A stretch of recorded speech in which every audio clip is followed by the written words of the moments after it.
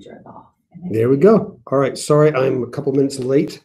That's what I get for scheduling somebody to come to see me right before Bible study. And I'm gonna jump right in because we're gonna try and get through John 18 and 19 today.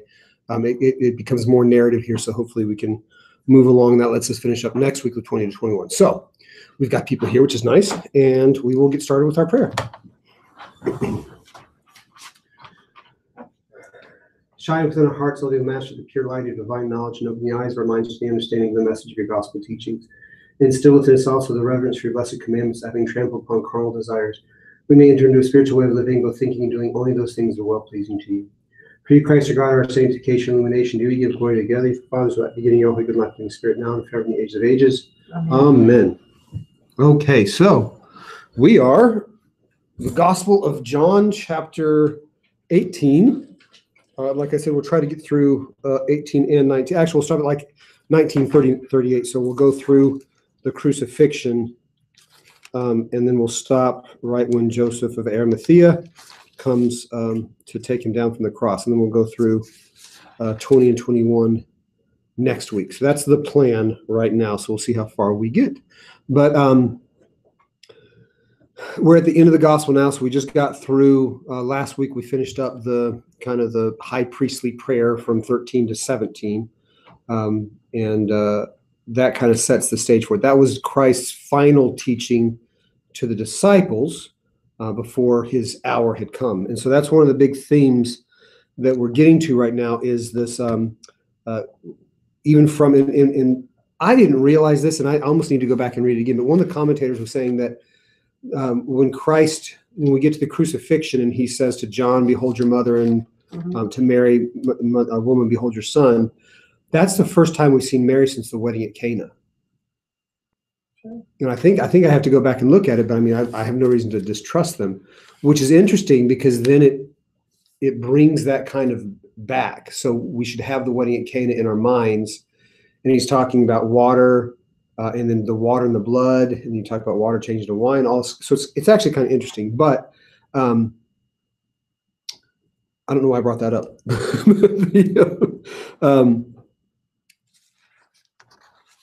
But the themes that we go through this, one of the big themes is the hour. And he said to his mother at the wedding at Cana, my hour is not yet. And then all through the gospel, my hour is not yet, my hour is not yet. And then all of a sudden he says, my hour is coming, and now my hour has come. So this idea of the hour is very important. And the hour is the hour of crucifixion. So kairos is the Greek word for time. There's two Greek words for time. There's chronos and there's kairos. Chronos is like chronological time. So it's tick tock, tick tock, tick tock.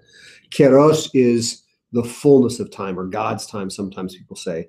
But it is the when everything kind of comes to fruition. So we're talking about kairos when we talk about the hour. We're talking about when this moment for Christ to face, well, the powers and principalities to face death and to defeat them on our behalf. So that's the hour. And he's been preparing for it. And with the disciples, he's washing their feet, and they have the mystical supper, the Last Supper, and then they go off, and he's talking about, the last chapter 16 and 17 we've been talking about. Then he offers this big prayer, and then it goes, now's the time. So now we come to the time. The time has come that everything's been building up to this, and then we get to the moment. So chapter 18. Oh my goodness, now my reading glasses don't even work. I'm getting so old.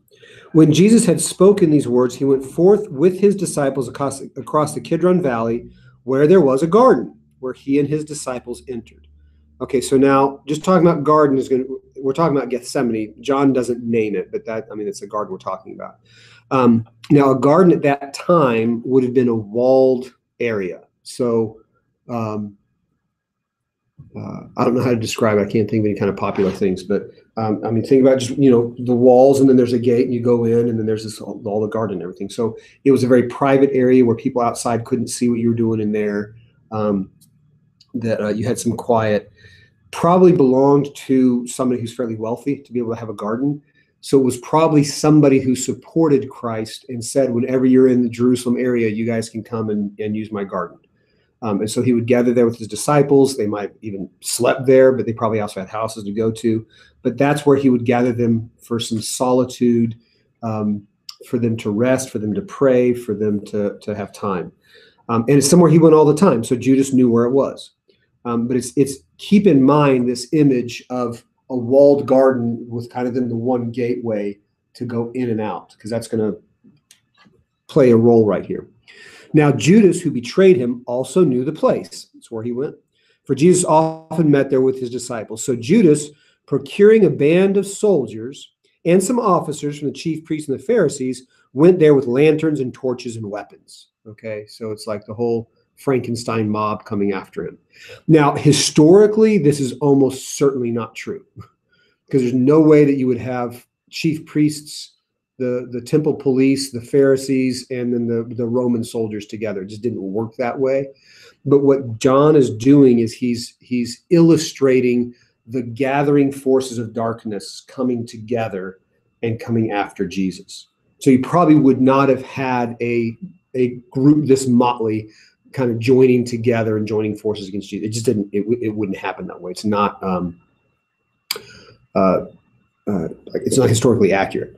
But the point, and that's one of the things, and somebody was asking me this question about John this past Sunday, and they get real caught up in the literal truth of the Gospel of John. So there's a number of things that are problematic between John and some of the synoptics, and we're going to see that in a little bit, that he varies from what we see in the synoptic gospel. So it goes, well, I guess there's contradictions in the Bible. It must not be true. Well, John didn't have this sense of journalistic accuracy. He didn't have to write.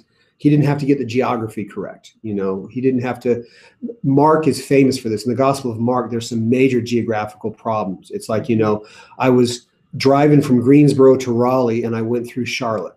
No, not unless you're really stupid, Or really lost. Or really lost, right?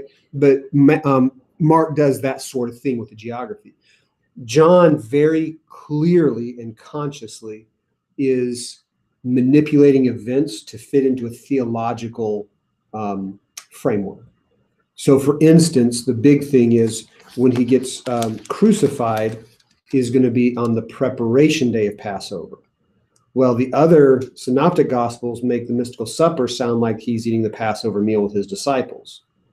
But now when he's crucified is when they're killing the Paschal lambs. So Passover would be that evening. So there's a pretty significant difference there. Was the Passover the day before he was crucified or the day he was crucified? But chances are the synoptic timeline is more accurate, because what John did is he wanted Jesus to be being sentenced and crucified at the same moment the Paschal lambs were being slaughtered for the Passover meal, because he wants to show Jesus as the Passover lamb who is sacrificed on behalf of the people. So that's a theological point he's trying to make, and so he adjusts the narrative to fit into that. Does that make sense? Yeah. And that doesn't make it any more or less true. Right. He's just embellishing to make his point too. He is, and the point I make with people is, the parable of the prodigal son, or pick any parable you want. Is it true? Right. I mean, is it historically verifiable? No, he just teaches right? a lesson. Yeah, it didn't happen. It certainly didn't happen. It's a fictional story. But is it true with a capital T? Yes. What it communicates is absolutely true. It's the lesson that's tried. So it's like Aesop's fables. Right. They're not true. No rabbit ever raced a turtle, right? But the parable, the fable is true in that it communicates something that's timeless and important. So John writes in the manner of parables. He's writing to the deeper truth rather than some kind of historical truth. So anyway, that's a little bit of a tangent. Maybe we shouldn't have gone on, but it's helpful. Reading it to keep that in mind. It's really important to keep that in mind, because, well, it's actually when you're reading it, just go ahead and immerse yourself in the narrative. And John is such a skilled writer, at least the way he composed the gospel, that it'll do its work. It'll reveal the theology of it. The problem comes in when you start critically engaging it, and you come up to people who don't know this. The person came to see me, they'd been reading some of Bart Ehrman's stuff. And he's like, oh, well, look, here's these discrepancies in the Bible. Okay, well, I mean, in your first intro to scripture course in seminary, you learn that there are differences between the gospels. But anyway, we didn't talk about that. But so whether or not he did show up with a band of soldiers and temple police and Roman soldiers, the point is that the powers of darkness that have been seeking after Christ's life have now gathered and are coming for him. So they go there with lanterns and torches and weapons. So they're going like a posse. I mean, think about the sheriff gets his posse and they're riding off into the Badlands to go get the bad guy.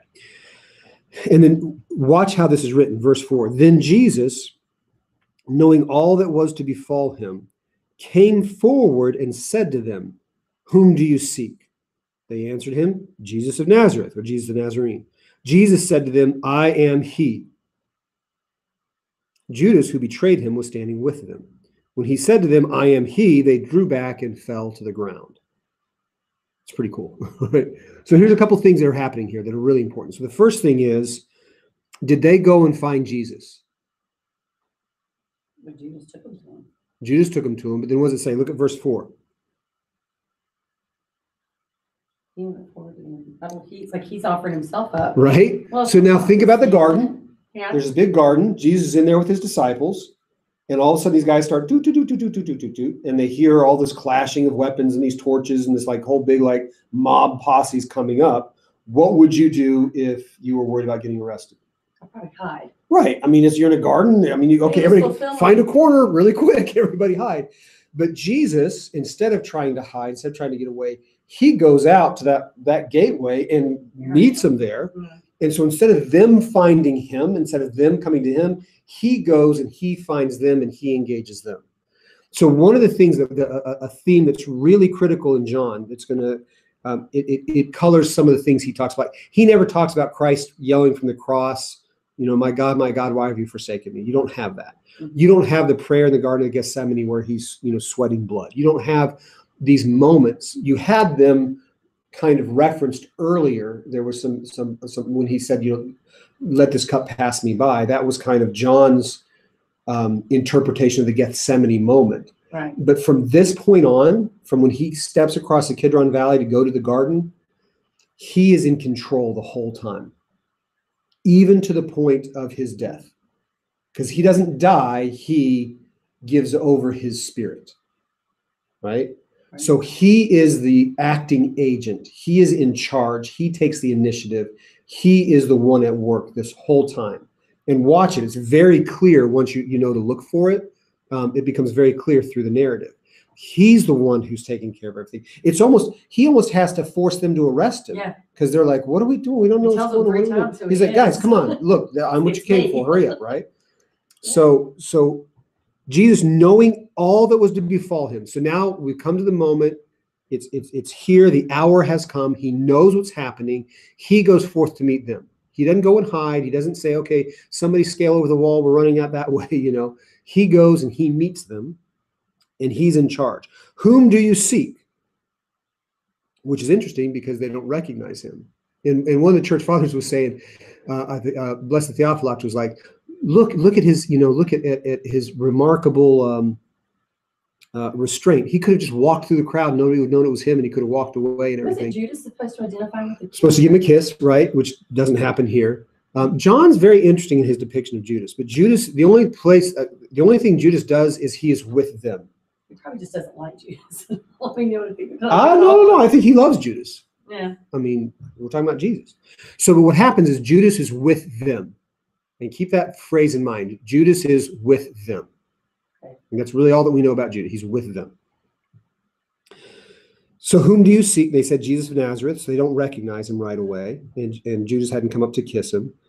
Jesus, now, which also is kind of interesting because he's been teaching in the temple. And these might be the same temple guards who were sent to arrest him before. And they said, we don't want to. Nobody talks like this guy does. If you remember that part of the story. So it's kind of interesting that they don't recognize him. Jesus said to them, I am he. And the word he uses is ego eimi. So he uses that the name of God from Mount Sinai. I am, And so it's this very powerful expression, I am.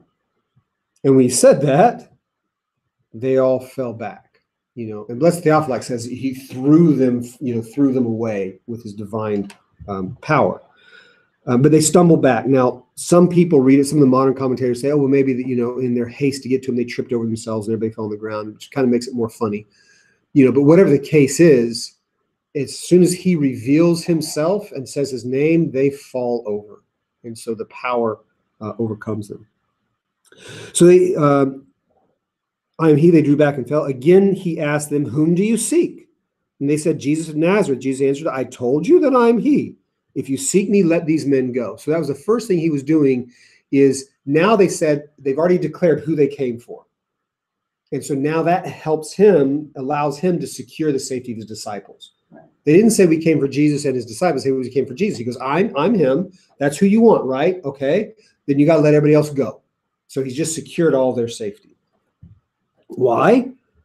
This was to fulfill the word which he had spoken, of those whom thou gavest me, I lost not one. What's interesting here, there's no qualifier. So he hadn't even lost Judas here, which is kind of interesting. So there's still almost this this place for Judas almost. By the way, Judas isn't the only one who betrays Christ. Peter. Right. So the question isn't whether or not we betray Christ. It's whether or not we repent of it and we're restored. And that's the difference between the two of them. That's the difference between the two of them. Which always makes me very curious of what happened in Hades when Christ went down. And saw Judas. To release the captives and take them up. I mean, did Judas say, hey, by the way, I'm sorry? I mean, you never know. As you come in the 12th hour, I guess. Well, there you go. Then Simon Peter, having a sword, they had two swords, drew it and struck the high priest's slave and cut off his right ear. So he probably had really bad aim. He was probably trying to cut his head off, but he cut his right ear off. The slave's name was Malchus, which I think is really cool that he gives us the name. Jesus said to Peter, put your sword into its sheath. Shall I not drink the cup which the Father has given me? You can't stop this from happening. Don't even try. This is what's supposed to be happening. Now, the church fathers go crazy on the right ear, because they're saying that this shows the Jews weren't able to hear the truth of Christ, and and they get all these allegorical interpretations of what it means to cut his ear off. So at this point now, they're deaf to Jesus. They can't hear his truth anymore. And then, of course, the question of it being a slave and all these other things. The point in the narrative is that Simon still doesn't get it. That Peter still isn't quite figuring out what's going on, and he's trying to defend Jesus with violent force. And Jesus is saying, no. This is what's supposed to happen now. So everybody just relax. And we hear in the Synoptic Gospels, he actually puts Malchus's ear back on. Which every time I read that story, I'm like, and they still arrested him? I mean, if I'm sitting there and I watch some guy get his ear cut off, and then somebody else kind of, 5-second rule, blows it off and puts it back on and like reseals and heals, I'm going to be like, ooh. I'm going to go check with the high priest if they really want me to arrest you. As soon as he said, I'm he. Exactly. You kind of be like, yeah, these signs, But anyway, so the band of soldiers and their captain and the officers of the Jews seized Jesus. That's the first time anything's been done to Jesus, after he secured the safety of his disciples. Seized Jesus and bound him. First they led him to Annas, for he was the father-in-law of Caiaphas, who was high priest that year. It was Caiaphas who'd given the counsel to the Jews that it was expedient for one man should die for the people. So that was before he said, it's good for one man to die for the people. And John says he didn't say this out of his own wisdom, but because he was the high priest and he was prophesying. So he's recognizing that Jesus is going to die on behalf of the people of Israel. Now, what gets confusing over the next couple paragraphs is that you've got these two characters. I never know if his name, I don't want to say Annas because that just sounds wrong, right? But Annas and Caiaphas are the two high priests. Annas was the high priest when the Romans came, and they deposed him because that's what they did all the time. And so then each of his sons served as high priest until they kind of ran through all his sons, and then it was his son-in-law, Caiaphas, who was currently the high priest. So the Romans basically turned it into a political patronage, that they would give it to somebody they liked. But Annas was kind of the power behind the high priest because he was kind of the patriarch of that family. So it had kind of gone through his sons and to his son-in-law. So it's talking about the high priest in the next couple of paragraphs. It's talking about Annas. It's not talking about Caiaphas. That's going to confuse us because Caiaphas is the high priest at the time, but Annas is kind of the high priest emeritus. Right. So he's kind of ex officio. But and this is where the account kind of gets flattened out. John's account of the trial is longer than any of the Synoptic Gospels, but he leaves out things like the trial before the Sanhedrin. And instead what he has is the the interview or the interrogation before Annas. So anyway, that's where we are. Simon Peter followed Jesus, and so did another disciple. Modern commentators debate on who the disciple is. The church fathers all universally believe it was John the Evangelist. So it's the beloved disciple. As this disciple, John, was known to the high priest, he entered the court of the high priest along with Jesus while Peter stood outside at the door. So the idea is maybe they sold fish to the family or whatever. So John's family had a connection to the high priest, and so he recognized who he was. Also, John was probably very young, maybe not even 20 yet, might have been like 18, 19, but he was a youth. Probably didn't have a full beard because real men have beards. But within that culture, he would have been young, so he wouldn't have been threatening. And so that's why, even knowing he was a disciple of Jesus, he wouldn't have been a threat, so they wouldn't have arrested him or anything else. Peter, on the other hand, was a threat and had a beard, and was could have easily found himself on trial with Jesus. And he knew that too. Well, he's more aggressive. I mean, he's the aggressor. He is. Well, and they would have recognized him as kind of the one of the ringleaders. Well, that's what's going to happen too. They're going to be like, isn't that the guy who cut his ear off? So John goes into the court of the high priest along with Jesus. Peter stood outside the door. So the other disciple, who was known to the high priest, went out and spoke to the maid who kept the door and brought Peter in. Okay, so she probably knew who he was, and then, right? And the maid who kept the door said to Peter, "Are you not also one of this man's disciples?" That also is kind of interesting because that means she knew John was one of his disciples. So now a lot of people look at this and they go, "Oh, Peter was he was being threatened. He was trying to hide himself and everything else." But if you read it carefully, the maid's not hostile. Yeah. Right? She's just kind of saying, "Hey, I know, my buddy John here was following him. Were you following him too? Were you one of the guys following him?" And what does Peter say?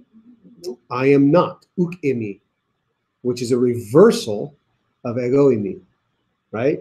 Yeah. So Jesus says, "I am." Peter says, "I am not," which is really interesting. But why did he feel? I mean, John walked on in, and there's a disciple, and I know he wasn't threatening. Well, that's one of the things. It's actually very interesting because we're saying, okay, so he wasn't threatening, but Peter was. So the question is, why did Peter deny Christ? Because most people, he was going to get arrested and all this other stuff. But when you read it carefully, it actually makes Peter look a lot worse. Yeah. Because even without there being a clear danger, he's still saying, no, I have nothing to do with it. Because people that weren't in a position to arrest him were just asking him. We don't know. We're kind of speculating a little bit, but I do think there's a place in there to at least reflect on the fact that, it wasn't that he was in imminent danger. Most people see him in imminent danger, and he's saying, "I don't want to get arrested because I want to see what happens. I don't want to have to take off running like everybody else did because I need to be here and be there for Jesus. Maybe if I can get a little bit closer, maybe I'll have a chance to spring in." There's all kinds of ways of reflecting on this and think about what was Peter's motivation. But at some point, and the church fathers talk about this. They're like, look, that maid wasn't hostile to him. He's scared, he's frightened, and he betrayed Christ. And so it shows the fragility of our own commitment to Christ. Here's Peter, and he's like, something bad might happen. I better go ahead and cover my bases. I don't know. Little white lie, not a big deal. Just a little white lie. I don't know it. But what's interesting when you kind of put your theological filter on there and you think about the words that are being used, Jesus says, "I am." Peter says, "I am not," which is very interesting because now we'll shift into Orthodox theology a little bit. So it's not inherent to the gospel account, but we would read it this way: is remember that sin is a movement towards non-existence, right? Sin isn't doing bad things. Sin is moving from that which is God to that which is not, is without God. So which direction is Peter moving? The wrong way. So he's going the wrong way. He's moving towards darkness. He's moving towards chaos. He's moving towards non-being. I am not. Just from that one little phrase, isn't that cool? Yeah. So he said, "I am not." Now the servants and officers had made a charcoal fire because it was cold, and they were standing and warming themselves. Peter also was with them, standing and warming himself. What did I tell you to remember about Judas? What do we know about Judas? He was there. He was with them. Where's Peter? He's also was with them. with them. So He's Peter's still with them. moving from being a disciple with Jesus to being in the darkness with them. Oh, it's the same servants and officers. Oh, wow. Pretty interesting, isn't it? Yeah. Right? So that's this movement of Peter, and that's what's really important to this, is there's this movement away. Now, it's also really cool that I totally didn't catch until I was reading one of the commentaries. I think about this all the time. If there's certain smells that you get that like make me think of my grandmother's house, right? And it's immediate. As soon as I smell it, you're just right there, or being at the beach or something like that. These smells just are very evocative, right? Where he's warming himself, standing and warming himself where? What's it? By a charcoal fire. Okay, real quick, page forward to chapter 21, verse 9. This is after the resurrection when they're out fishing, and Jesus says, "Have you caught any fish?" What does he say? They saw a fire of coals there. Right? So charcoal fire. That's the next time charcoal fire shows up. That's where Peter is reinstated by Christ, is at another charcoal fire. That's a really cool connection, I think. That is. Right? I would have never. I've never caught that. I mean, who pays attention to that? Oh, cool. The light's coming in from the window. It makes it look like there's this big old... That's not really there, by the way, guys. It's just the light reflecting from the window over there. But, I love it when it does it, because if I go just right, I'll have like a halo on it. But I mean, it's really interesting. I mean, because you have this charcoal fire, and why charcoal fire? You know, why didn't they're sitting in the courtyard around the fire? But it makes a very clear point, it's a charcoal fire, because it connects his betrayal to his reinstatement. And it was just there. It was just there. It was just there. There's just a charcoal fire, right? So it's got this charcoal fire, which would be evocative. I mean, the smell of a charcoal fire is pretty strong anyway. And then Peter would be thinking about his betrayal. The last time he was around the fire, exactly. Okay, I got to pick up the speed because we're falling behind. So the high priest then questioned Jesus about his disciples and his teaching, which is pretty typical. They're talking about Annas. We're not talking about Caiaphas. So this is when he's still before Annas. When he goes before Caiaphas, he doesn't say anything. And by the way, John doesn't talk about his... I'm going to turn this because I think I'm getting washed out by that sunlight. There we go. That was pretty cool, though, that look. So his trial before Caiaphas, John doesn't talk about, because John's trying to show him as a king. He's trying to show him as the one in charge, as powerful.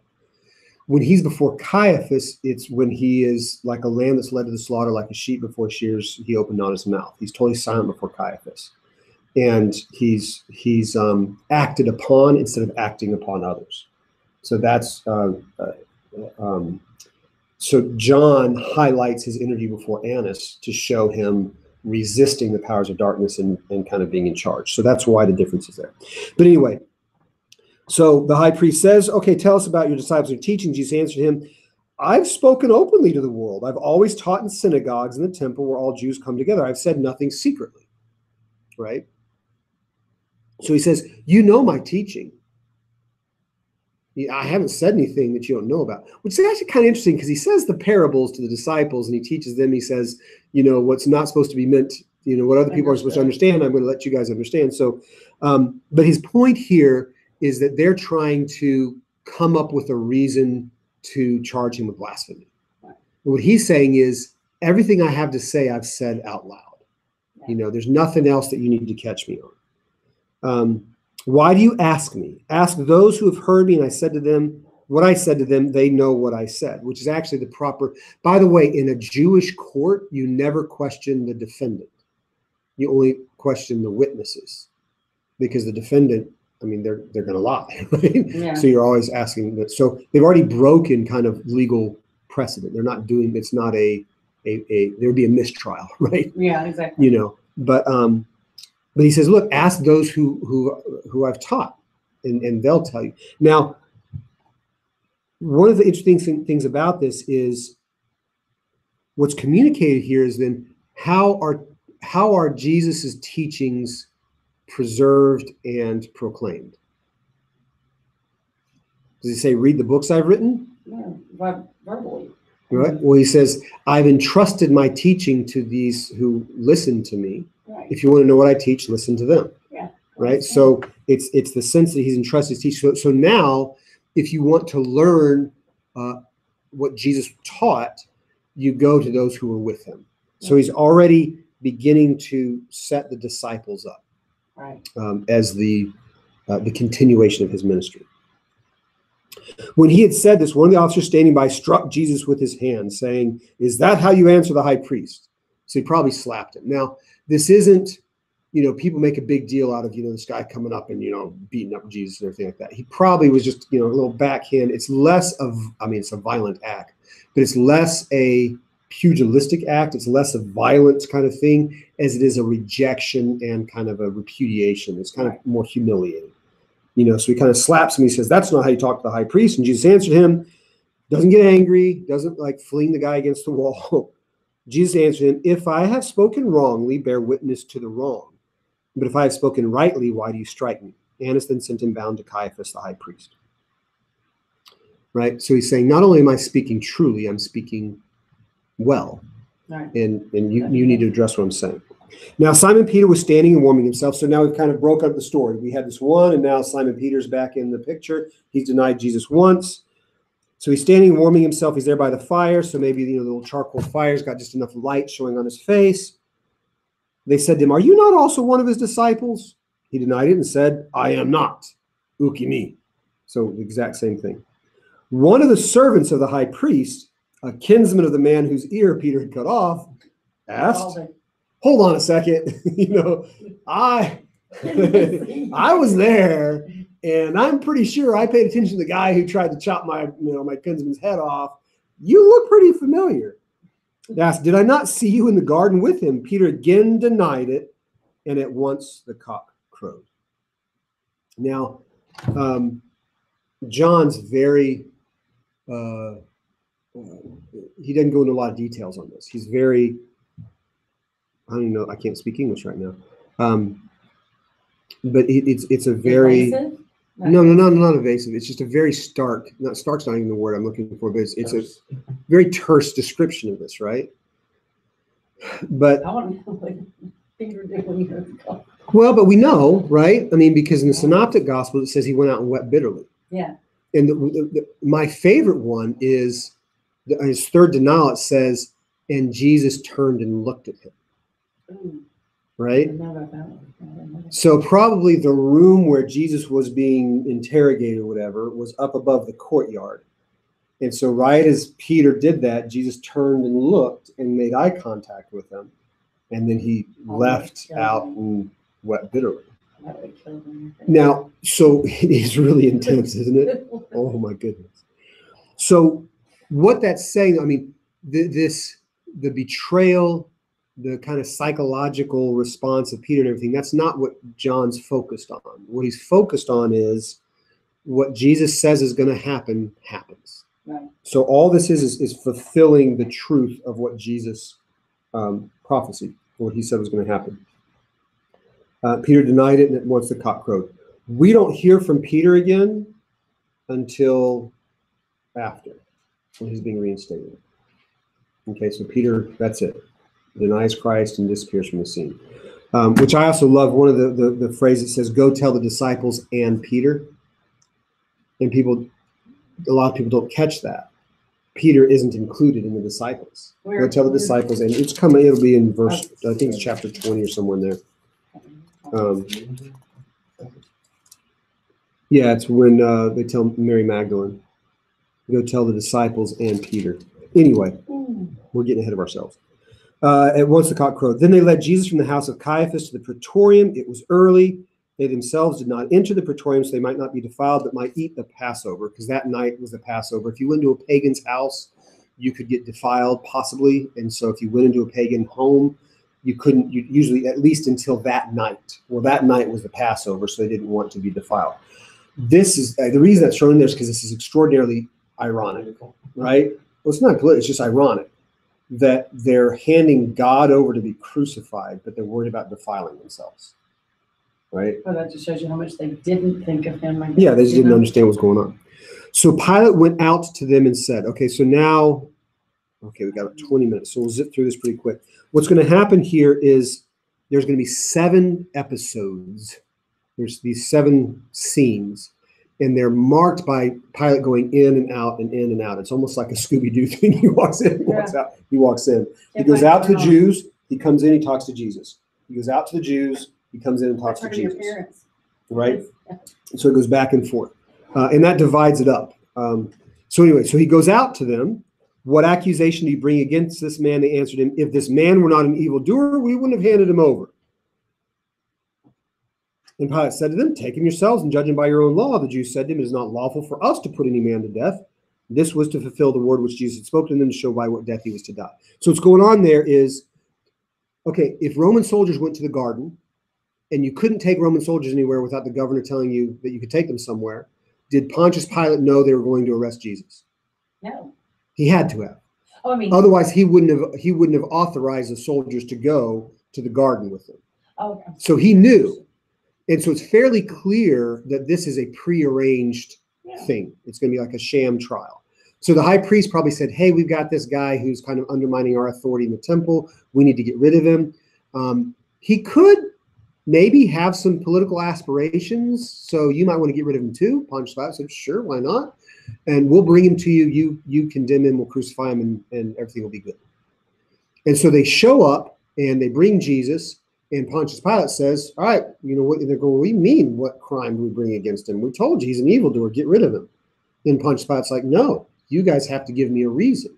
And so like, wait, you're not cooperating. You're not doing what we thought you were going to do. He's actually going to go and require that Roman justice is met by bringing a charge against him. It is not lawful for them to put a man to death. Jews would execute someone by stoning, not by crucifixion. Crucifixion is a particularly Roman innovation. It actually, I think the Persians invented it or discovered it, whatever you want to say.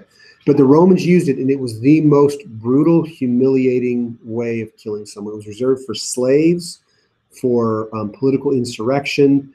It was made not just to execute someone, but to humiliate them and to take away all power from their followers. And the Jews couldn't do this. The Jews couldn't inflict that, and they couldn't even really execute anyone. So Pontius Pilate, if they wanted to execute him, it had to be the Romans to do it. And then that's when John says this is why he had to be killed by crucifixion. So that's why all this stuff happened. There we go. The light's coming back. There we go. We'll see how that goes. Because it's really cool. Pilate entered the praetorium. Okay, so now he goes back in. Pilate entered the praetorium again and called Jesus and said to him, are you the king of the Jews? And Jesus answered, do you say this of your own accord, or did others say it to you about me? Are you saying I'm the king, or did somebody tell you that? Now, what's really going on here is very interesting, is he's making a distinction between a Roman understanding of being the king of the Jews and the Jewish understanding of being king of the Jews. If it's the Roman understanding of being the king of the Jews, it's a political thing, and he's a threat to empire and must be dealt with. If it's the Jewish understanding of the king of the Jews, who's someone who's come to lead them into truth and the full worship of God, he's not a threat to anyone. So he's basically asking them, are you asking me the way you want me to answer the Sanhedrin? Or are you asking me the way you want me to answer the governor of the province? Right? And so what does Pilate say? Am I a Jew? Your own nation and the chief priests have handed you over to me. What have you done? So basically he says, I'm the Roman way of understanding this. Are you a king after the Roman sense of this? Because I don't care about the Jews. So Jesus answered, my kingship, he doesn't deny he's a king, kind of interesting. My kingship is not of this world. If my kingship were of this world, my servants would fight, that I might not be handed over to the Jews. But my kingship is not from the world. So he's answering that. He's answering that because he's saying, you're worried about political insurrection. I'm not that kind of king. Yeah. So if you're going to ask me, am I king of the Jews? Well, yeah, but not the way that you're worried about it. Right. Okay? Okay. And Pilate said to him, so you're a king. Oh, yes, so you say you're a king. And Jesus answered him, you say that I'm a king. Now we hear that and we go, you said I'm a king, not me. And we see it as kind of almost a prevarication. He's almost kind of hedging his bets. But no, in the Greek, well, actually, the Semitic idiom that's behind the Greek, That's a way of affirming what somebody says. You're saying you said rightly. You've correctly said that I am a king, right? Say rightly that Yeah. I'm a king. Yeah. So you say that I am a king. He's affirming it. For this I was born, and for this I have come into the world to bear witness to the truth. Everyone who is of the truth hears my voice. So he's revealing himself to Pontius Pilate and inviting him into the truth. Right? I'm not the kind of king you think I am. Pontius Pilate. I'm the kind of king that can reveal the truth to you if you're willing to hear it. And what does Pontius Pilate say? What's the truth? You can't handle the truth. I'm sorry, I was here that. Pilate said to him, what is truth? Totally wrong question. Because the truth is a who, and that who is standing right in front of it. And he says, what is the truth? So this is not him having a healthy philosophical conversation with Jesus. Like, what is the truth? He's rejecting it. He's just like, what is truth? Oh, I'm here to bear witness to the truth. What is truth? I make truth. I'm the governor. I decide what's true. What is truth? That's not even a category. After he had said this, he went out to the Jews and told them, I find no crime in him. So he's out again. So this is scene three. I find no crime in him, but you have a custom that I should release one man from you at the Passover. Will you have me release for you the king of the Jews? They cried out again, not this man, but Barabbas. But Barabbas was a robber. So listis, which is probably code for a zealot. He was one of the guys that actually was violently trying to overthrow the Roman government. He's one of these guys that was like a homegrown terrorist kind of guy, a freedom fighter, depending on whose side of the political fence you were on. But Pilate's like, I'm out. I think he's innocent. You want me to release him to you? Oh, and by the way, it's a festival. I usually let a guy go. You've made your point. You want to just go ahead and let him go? And they're like, no, we want Barabbas. And now Pontius Pilate's going, great. So now I have this guy who you say is a threat to me, who isn't a threat to me. And now this guy who is a threat to me, you want me to let go. So it kind of backfires. Okay. So we've got 37 verses to get through in 15 minutes. Then Pilate took Jesus and scourged him. Okay, so he's back in. So there's three. We're the 1, 2, 3. So we're in the fourth scene now. And the soldiers plaited a crown of thorns and put it on his head and arrayed him in a purple robe. They came up to him saying, Hail, King of the Jews, and struck him with their hands. Pilate went out again, so now he's going out. So this scene of the scourging of Jesus is expanded greatly in the Synoptic Gospels. And they talk about hitting him on the head with a reed and mocking him and doing everything. In John, it's actually Pilate trying to get him set free. Because he feels like if I beat him a little bit and then I bring him out, then that's going to trigger their compassion. They're going to feel like, okay, we've made our point, and it's time to be done with this whole thing. There's a question. Roman law had 3 types of scourging. There was one where they just kind of with rods, they would just beat you up. I forget the different things, but the worst one was called scourging. What they would do is they would take usually 2 guys. They would strap you to a post, tie you there, strip your back open, your tear your shirt or whatever, take it off, so you'd be there exposed. And then they had these whips with leather straps with nails and shells and glass and all kinds of things in them, and they just start to whip the guy's back, and it would pull pieces of flesh off to where their bones and their sinew and their nerves would all be exposed. And it was not unusual for someone to actually die when they're being scourged. It was that. So it's not like he was just getting the 40 lashes. Whenever I thought about this, I was like, oh, yeah, he's getting a couple of whip marks. I mean, it would have shredded his back to where not only was the skin gone, but there'd be big chunks of muscle missing and bone exposed. I mean, it was nasty and brutal. And it's pretty clear that that's what they did to him. So it was this terrible thing. And it would seem that Pilate was doing this, well, A, because he just didn't really care that much. It doesn't really matter if somebody else was suffering as long as he wasn't. But also to somehow elicit the sympathy of the gathered crowd so that he could just get rid of this guy because he didn't want to have anything to do with him anymore.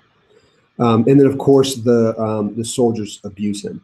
And they put him in a purple robe and put the little plated crown on his head. Now, what's interesting is the synoptics say that they took those things off and put him in his old clothes, right? But this never does. In John, he's never put back in his old clothes. So he wears a king's robe and crown to his crucifixion. Because what is John trying to show us? That he is the king going to his glorification and his exaltation, his elevation. He's going to be lifted up to glory. Right. So he goes as a king dressed by the Roman soldiers, which I think is a very interesting detail I'd never caught before. So Pilate went out and said to them, "See, I'm bringing him out to you, that you may know that I find no crime in him." And he would have been a truly pathetic sight. I mean, just drenched in blood with his, and we talk about a crown of thorns. We think about like a rose bush or something, but these like acanthus, they're like that long. I saw some of these when I was in Kenya.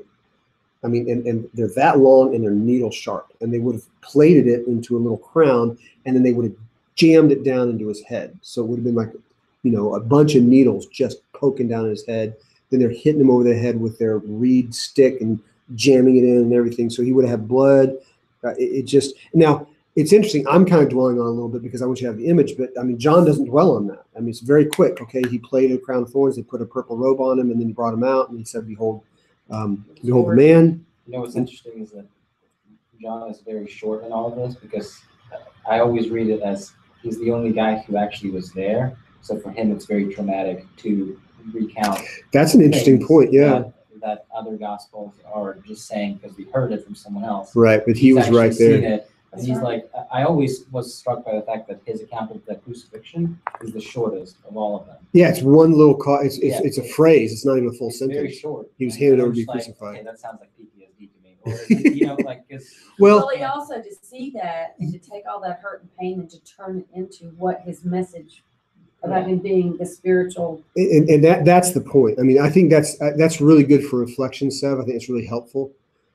But it actually serves a literary purpose too. Yeah, that he's showing him as being glorified. This is the hour of his glorification. All that emotion and put it into that, because that's what he wants, because he's seen the pain and he saw everything. Yeah, but the question. But so here's a very interesting question. Certainly Jesus experienced pain. Obviously, what we're talking about. But and this is with a mature understanding. This wasn't. He wrote this decades after.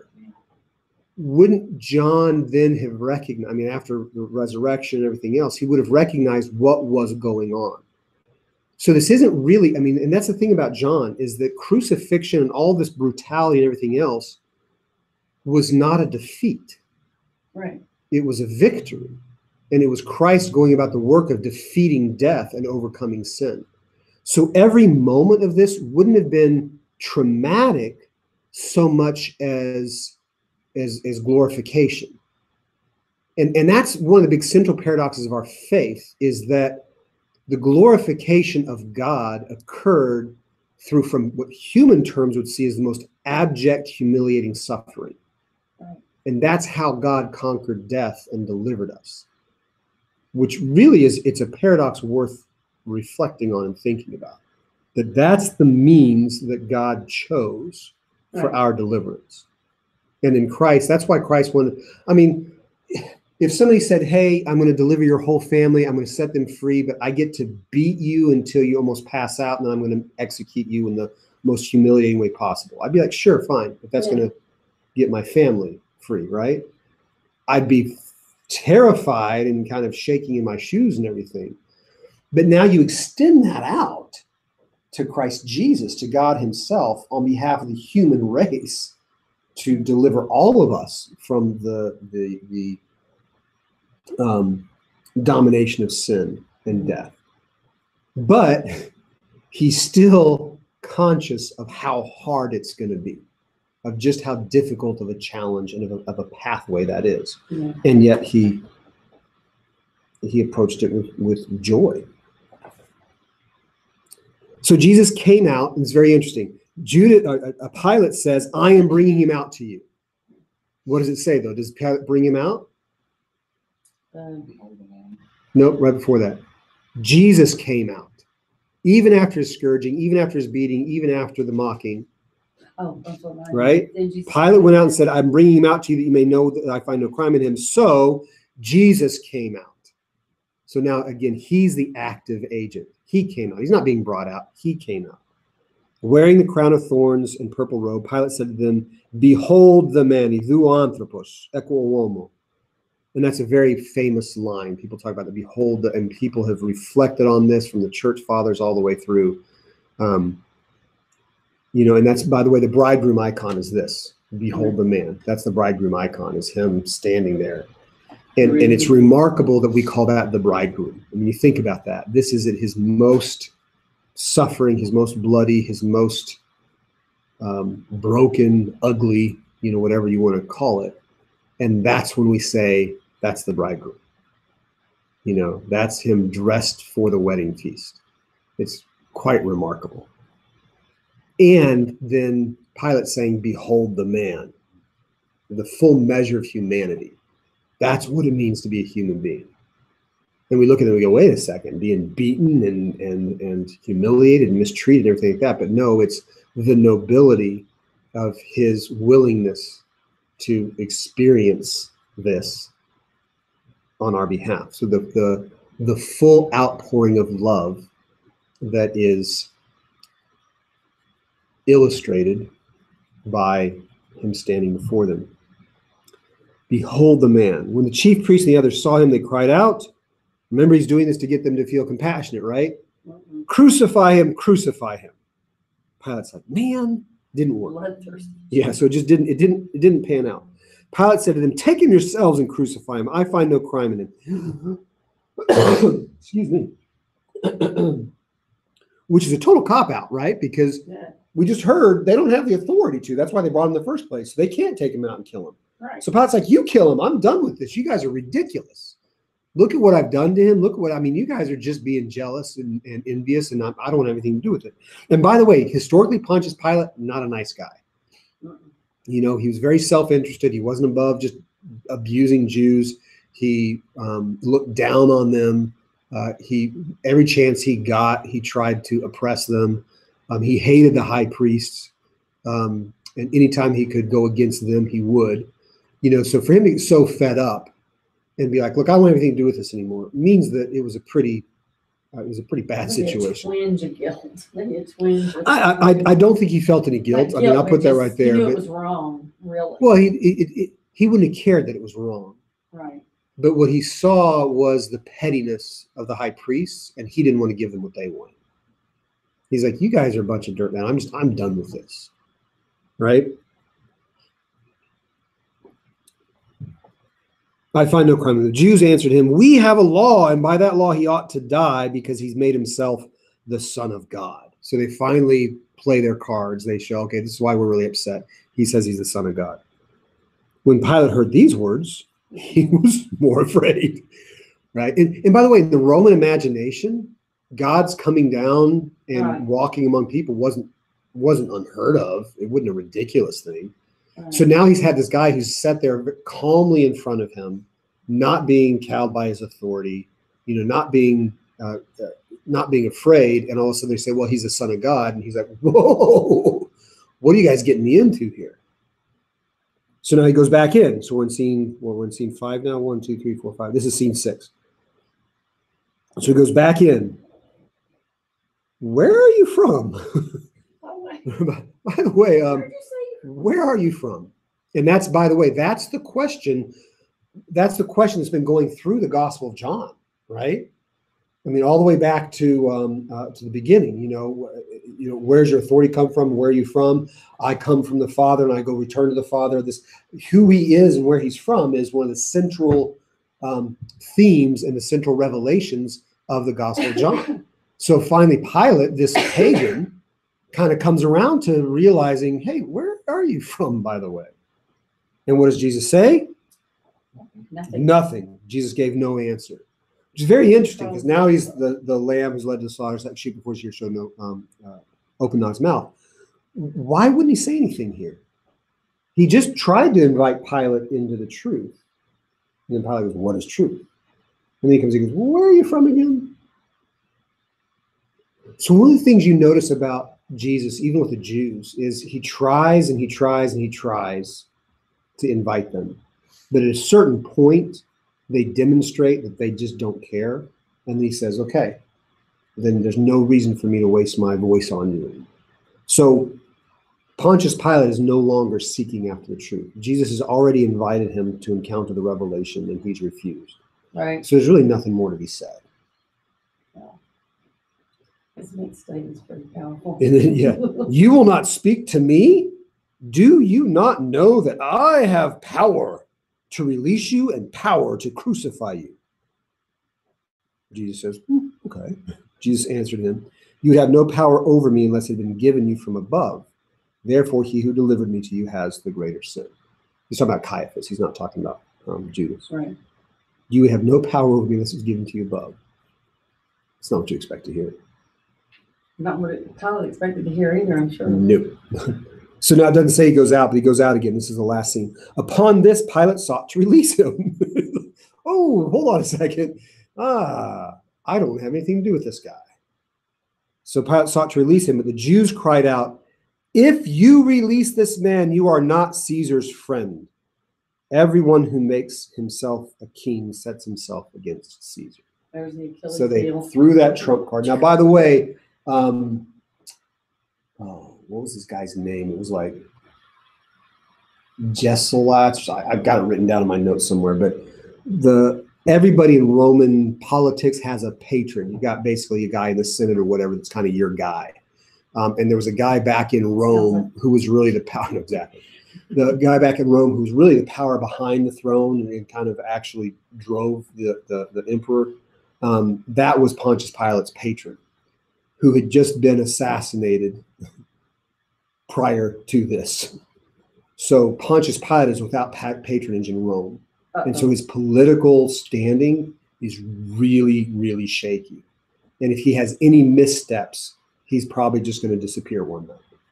So that's where they realize his political weakness right now. And so they then, not a theological, by the way, this isn't a theological thing. Well. They know The high priest, I guess. I mean, I don't know, but they knew he was on shaky ground. Yeah, I'm sure. But they also knew that the way to get to a Roman politician was to threaten their political career. Yeah. So they said, if you let him go, he said he's the king of the Jews. You're going to let somebody go. That's going to threaten. You're not a friend of Caesar's. We'll make sure it gets back to him, but you're not his friend. And so it's a political solution that ends up driving his crucifixion. Wow. When Pilate heard these words, he brought Jesus out, sat down on the judgment seat at a place called the Pavement, or in Hebrew, Gabbatha. Now it was the day of the preparation of the Passover. It was about the 6th hour. Okay, so this was the exact hour when the Paschal lambs are being slaughtered for the sacrifice, for the meal. And that's right. And by the way, it probably didn't happen chronologically like this. This is probably not a historically accurate timeline of chronology. But the whole point that John is doing is he's trying to show that Jesus is the Paschal lamb sacrificed for the life of the world. Okay? So he places him at the day of preparation, Friday, at the 6th hour, which is about noon, which is when they would have started slaughtering the Paschal lambs. So this is when Jesus is sentenced and metaphorically slaughtered along with the Paschal lambs. So he said to the Jews, behold your king. They cried out, away with him, crucify him. Pilate said to them, shall I crucify your king? The chief priests answered, we have no king but Caesar. Then he handed him over to them to be crucified. And a lot of people jump right over that statement. But to say we have no king but Caesar is the greatest betrayal of the Jewish faith that anybody could have ever made. You know, now, historically, would the high priest have said this? Likely not. But just encouraging. Well, but I mean, but John's writing it because what he's showing, maybe they did say, I mean, who am I to but it's not by rejecting Jesus. They're not just handing over a troublemaker to the Roman authorities. They're actually betraying God. And so now they're making it complete. We have no king but Caesar. So they're rejecting the sovereignty of God over the Jewish nation and accepting a pagan rule. And that is in effect what happens when they refuse to recognize Jesus as the Son of God and the Messiah. Now they've rejected the chosen one of God, which is, as Christ has said, leading up to this, a rejection of the one who sent him. So John's making it very explicit. To reject the Messiah is to reject the one who sent him. To reject the one who sent him is to refuse the sovereignty of God. And so you will be bound to a different sovereign. And so they have no king but Caesar. So they took Jesus and he went out bearing his own cross to the place called the place of a skull, which is in Hebrew called Golgotha. There they crucified him, and with him 2 others, one on either side, and Jesus between them. And that's it. That's all you get about the crucifixion. There they crucified him, comma. That's the whole crucifixion. And he's in the midst of robbers with 2 thieves. Pilate also wrote a title, put it on the cross. It read, Jesus of Nazareth, the King of the Jews. Many of the Jews read this title, for the place where Jesus was crucified was near the city, and it was written in Hebrew, in Latin, and in Greek. Those are all the lingua francas. Hebrew, obviously, because they're in Palestine. And then Latin. Greek was kind of the language of the world, and then Latin is the official language of the Roman Empire. The chief priest of the Jews then said to Pilate, do not write the King of the Jews, but this man said, I am the King of the Jews. And Pilate answered, what I have written, I have written. I'm done with you guys. I'm not editing for you. Now, a couple points, and then we'll press through just a little bit further, probably about another 10 minutes. If you guys want to hang on. If you need to go, I understand too. We'll probably go about 15 minutes over, so about 8:15 is what I'm aiming at. But so bearing his own cross, and he wouldn't have carried a cross, but in all the pictures you see him carrying a cross, he would have carried the crossbeam. So the vertical part would be in the ground, and where they crucified, it would just been there. And what they would have done is they would have given him this giant crossbeam. They would have carried that to the place of crucifixion. They would have been nailed to that. That would have been lifted up and set on the vertical beam. Then they would have kind of taken their ankles and twisted them up and then nailed those in. And so the way that crucifixion worked was you would actually suffocate. So as your body slumped, you would pull up, but you're pulling up on nails that are driven through you. And after a while, you're going to get tired and it's going to hurt. And so you're going to get weaker and weaker until you can't push up anymore. And you collapse down and you suffocate. That's why it was such a brutal execution, because you could save yourself conceivably, if you were strong enough. So it's humiliation as you die. And it would be it could take days. It could take, the place called the place of a skull. Now, the church fathers, and this is a very old tradition, is that Christ was crucified at the place where Adam was buried. So when Adam was driven from Eden, he came to Judea, and that's where he lived when he was east of Eden, or whatever it was. When east of Eden, west of Eden, east of Eden. And so then when he died, he was the first. Actually, no, Seth would have been the first one. I'm not. Abel would have been the first one. But anyway, Adam was buried, and Christ was crucified on the grave of Adam. So the second Adam restored the first. Oh, and I totally forgot to even say that. When he went into the garden, the other thing the garden would have brought to mind is the Garden of Eden. Yeah. And so God, Jesus, walking in the garden looking for Adam, and Adam was hiding. And then these evildoers come to the garden looking for Jesus, and he doesn't hide. So there's that contrast between Adam and Jesus already from the beginning. Sorry, I totally forgot that.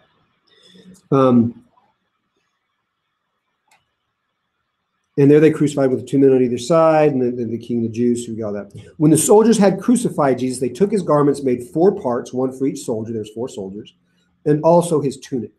But the tunic was without seam, woven from top to bottom. So they said to one another, let us not tear it, but cast lots for it.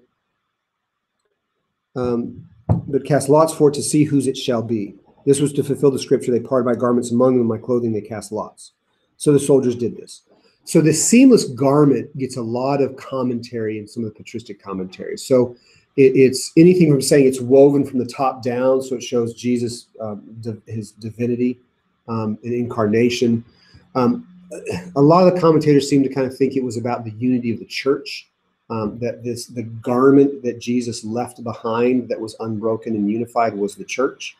But again, it's very interesting. But it's so interesting. John doesn't put things in the gospel extraneously. He doesn't just throw something in there. So the fact that he talks about the seamless garment is important. It's not just because it fulfilled the scripture. I mean, he could come up with all kinds of scriptures that got fulfilled. But this idea of this tunic without seam woven from top to bottom is definitely something worth reflecting on. But standing by the cross of Jesus were his mother's sister, Mary, the wife of Clopas, Mary Magdalene. When Jesus saw his mother and the disciple whom he loved standing near, he said to his mother, "Woman, behold your son." Then he said to the disciple, "Behold your mother." And from that hour, the disciple took her to his own home. Okay, so real quick, because I want to get through this.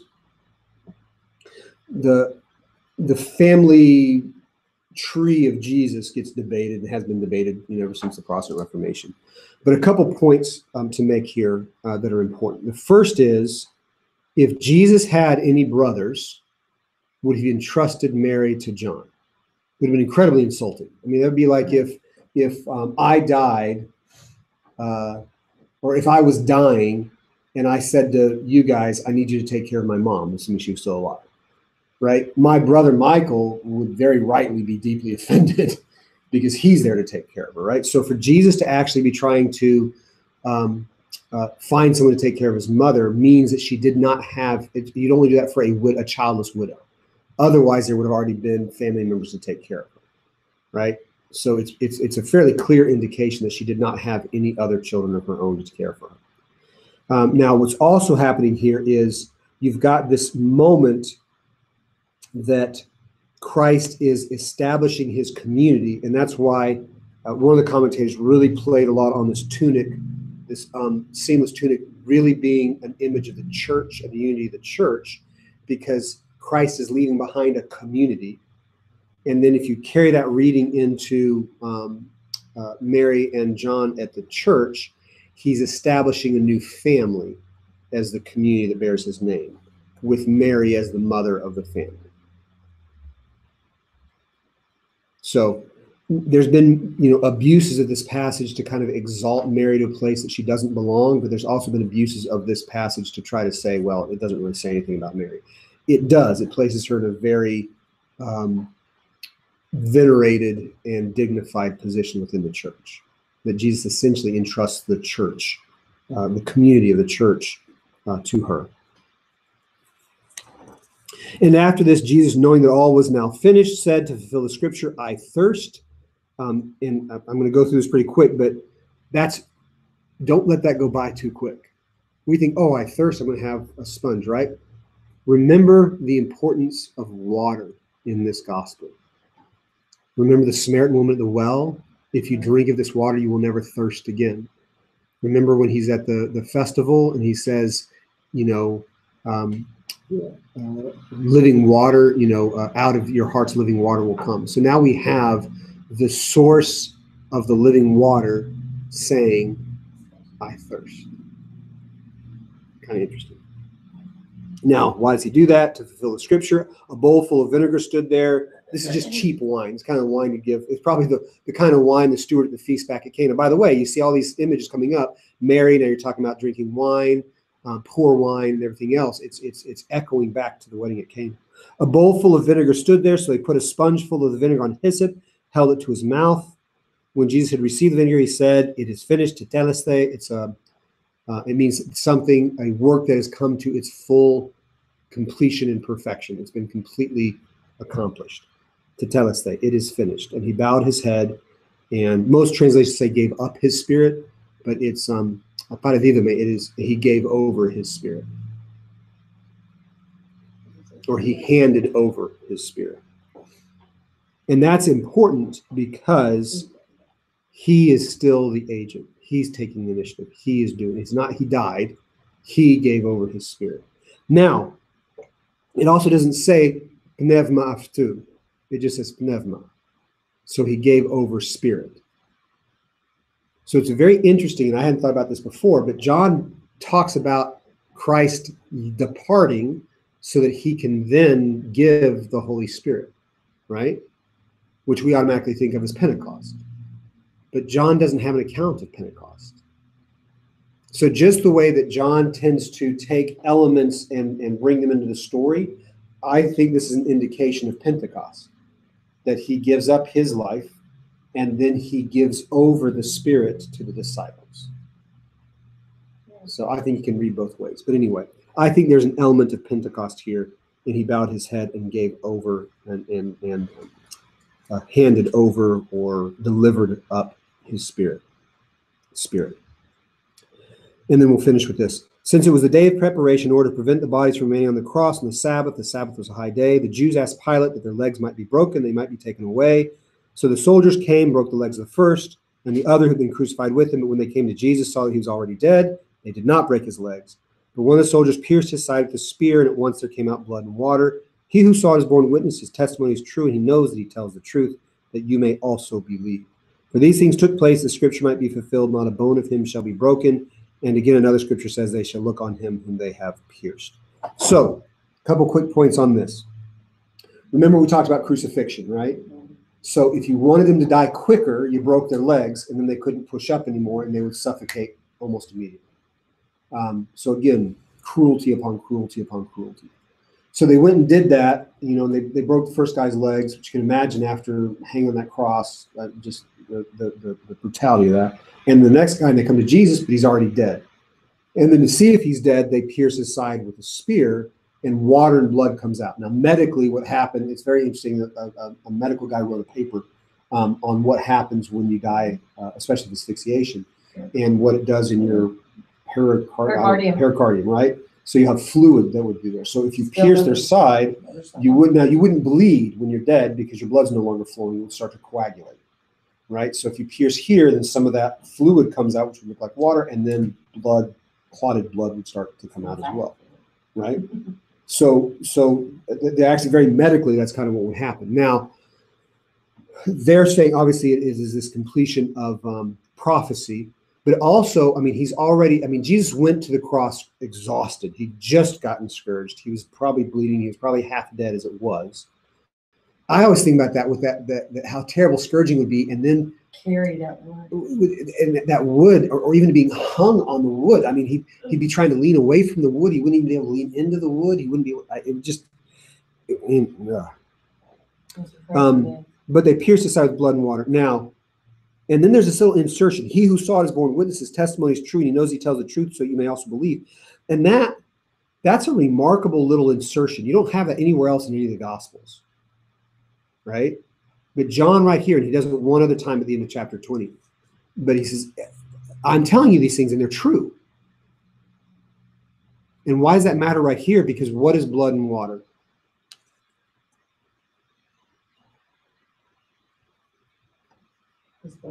When do we talk about water in the church?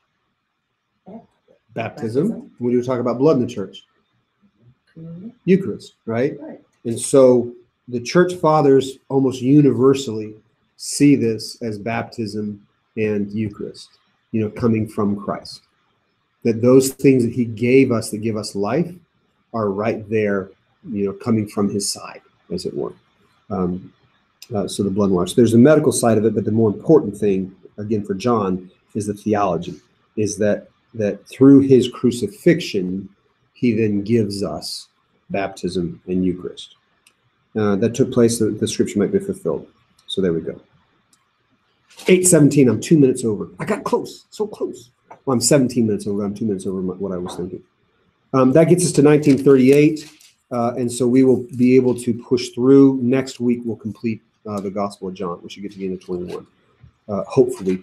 And I'll try not to drag on too long. But thank you for your patience tonight as we speed this up a little bit. I'm worried about getting it finished before summer's already rolled around, but school gets out next week, and after that, it's a lot harder to get people here to Bible study and everything like that. But I see Mary Jo saying hello in the chat. Any questions?